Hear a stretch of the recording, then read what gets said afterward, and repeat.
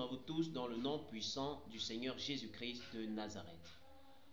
Alors, je viens à vous au nom puissant de Jésus-Christ pour vous parler de la part du Seigneur Jésus-Christ. Le Seigneur m'a donné un enseignement que je vais partager avec le peuple de Dieu.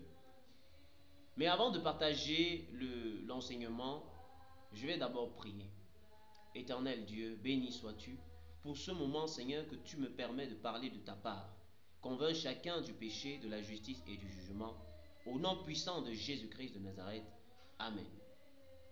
Le Seigneur Jésus-Christ m'a donné un enseignement et je vais partager ça avec vous afin que ceux qui sont tombés puissent se relever et recommencer là où ils ont laissé le Seigneur Jésus-Christ.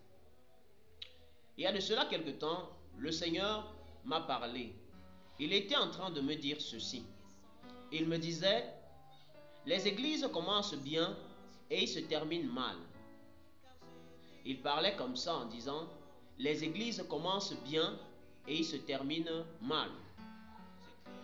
Et moi, dans ma curiosité, je voulais savoir, mais qu'est-ce qui peut faire à sorte qu'une église commence bien et elle se termine mal? Écoutez ce que le Seigneur va me dire. Il me dit, dans l'église primitive, c'est lui qui ajoutait chaque jour à l'église ceux qui étaient sauvés. Et il s'est arrêté là. Amen. Il dit, c'est lui qui ajoutait chaque jour à l'église ceux qui étaient sauvés. Bien-aimés, c'est là que j'ai compris beaucoup de choses. Nous allons lire ce passage biblique dans Actes chapitre 2, à partir de 46 à 47. Il est écrit, ils étaient chaque jour tous ensemble assidus au temple. Ils rompaient le pain dans les maisons et prenaient leur nourriture avec joie et simplicité de cœur, louant Dieu et trouvant grâce auprès de tout le peuple. Et le Seigneur ajoutait chaque jour à l'église ceux qui étaient sauvés. Amen. La parole de Dieu dit, ils étaient chaque jour tous ensemble assidus au temple. Ça, une expérimentation spirituelle. Lorsqu'on parle de assidus au temple, ça veut dire qu'en fait, ils étaient constamment devant le Seigneur. Ça veut dire que le Seigneur était leur priorité. Ça veut dire que le Seigneur était leur pierre angulaire. Ils ne pouvaient pas construire sans le Seigneur. Ils ne pouvaient pas servir sans le Seigneur. Ils ne pouvaient pas louer sans le Seigneur. Ils ne pouvaient pas accomplir une œuvre sans le Seigneur. Ils étaient assidus au temple. Et j'ai compris quelque chose de très très important. C'est ce que l'apôtre Paul dit dans 1 Corinthiens chapitre 2 à partir du verset 2. Nous lisons la parole de Dieu dans le nom de Jésus. 1 Corinthiens chapitre 2 à partir du verset 2. Il est écrit, car je n'ai pas eu la pensée de savoir parmi vous autre chose que Jésus-Christ et Jésus-Christ crucifié. Je reprends. Car je n'ai pas eu la pensée de savoir parmi vous autre chose que Jésus-Christ et Jésus-Christ crucifié. Ça veut dire que l'apôtre Paul est en train de mentionner quelque chose de très important. Il dit qu'il n'a pas eu besoin de connaître nulle autre chose. Il n'a pas eu besoin de connaître s'il avait assez de membres, s'il n'avait pas assez de membres, ou s'il était, je ne sais pas, il était pauvre, riche. Il n'avait pas besoin de connaître ça. Il n'avait pas besoin de connaître une autre chose en dehors de Jésus-Christ et Jésus-Christ crucifié. Parce que c'est ça qui est l'essentiel. Et là, quand le Seigneur a dit, c'est lui qui ajoutait chaque jour à l'église ceux qui étaient sauvés, ce que j'ai compris, c'est que les hommes commencent bien, ils finissent mal à cause de la cupidité, à cause de l'amour de l'argent. Or, la parole de Dieu déclare, nul ne peut servir deux maîtres. Soit il aimera un et haïra l'autre, soit il s'attachera à l'un et il méprisera l'autre. Donc ça veut dire qu'on ne peut pas servir le Seigneur Jésus-Christ et en même temps servir Mammon, qui est le Dieu argent. Si on décide de servir Jésus-Christ, alors on doit se contenter à servir Jésus-Christ, à garder ses instructions, à marcher selon sa parole. Car il est écrit encore, celui qui m'aime garde ma parole. Selon que cela est écrit dans Jean chapitre 14 à partir du verset 23 à 24. Nous lisons la parole de Dieu. Jean chapitre 14 à partir du verset 23 à 24. Jésus lui répondit, si quelqu'un m'aime, il gardera ma parole, et mon Père l'aimera, nous viendrons à lui, et nous ferons notre demeure chez lui.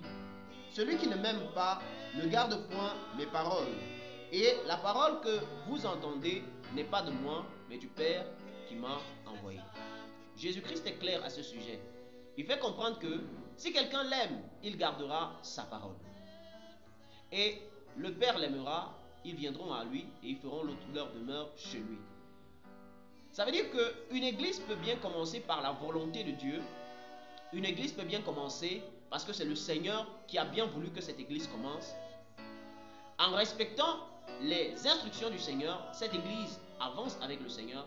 Mais à l'instant où la cupidité, à l'instant où le monde commence à entrer dans le cœur, le Seigneur aussi s'en va.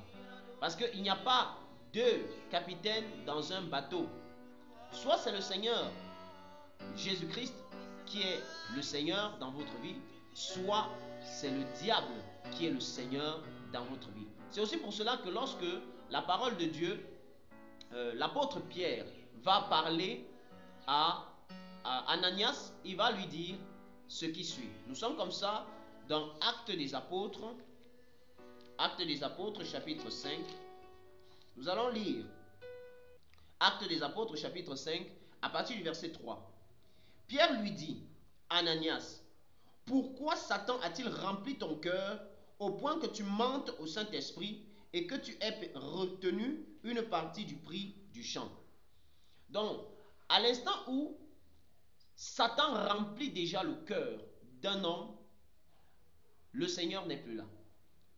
C'est lorsque Satan a rempli le cœur d'Ananias que Ananias pouvait retenir un prix de son champ, une partie du prix de son champ.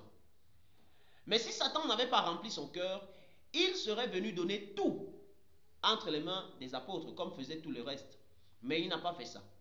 Pourquoi? Parce que Satan avait rempli son cœur. Donc, soit c'est le Seigneur qui remplit ton cœur, soit c'est le diable, soit c'est Satan qui remplit ton cœur. Et les églises commencent bien avec le Seigneur Jésus-Christ parce que c'est le Seigneur qui a rempli leur cœur. Et au début, ils marchent dans la volonté du Seigneur Jésus-Christ. Ils respectent les instructions du Seigneur Jésus-Christ. Mais lorsque le diable commence à remplir le cœur d'un serviteur de Dieu, d'un dirigeant, le Seigneur s'en va.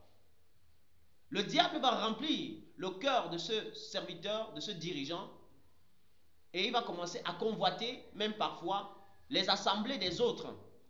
Oh, tel serviteur de Dieu, il a une grande assemblée. Tel pasteur, il fait beaucoup de miracles.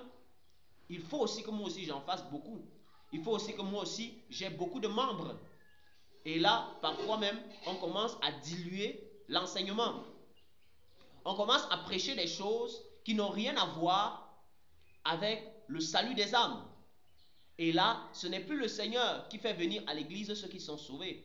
C'est maintenant le diable qui fait venir dans ton assemblée ceux qui sont perdus. Parce que c'est le Seigneur qui sauve. Et c'est le diable qui perd.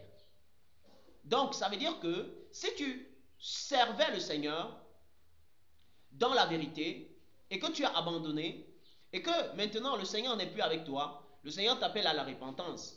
Tu peux te repentir, tu peux revenir à lui et il va te reprendre. Seulement, il veut que tu commences à marcher selon les premières instructions qu'il t'avait données afin que tu puisses recommencer à voir sa gloire et que lui aussi, il continue d'ajouter à l'église ceux qui sont sauvés. Donc voilà, bien aimé, le message qui m'a été donné, que je vous donne. Que la paix du Seigneur Jésus-Christ soit avec vous. Amen.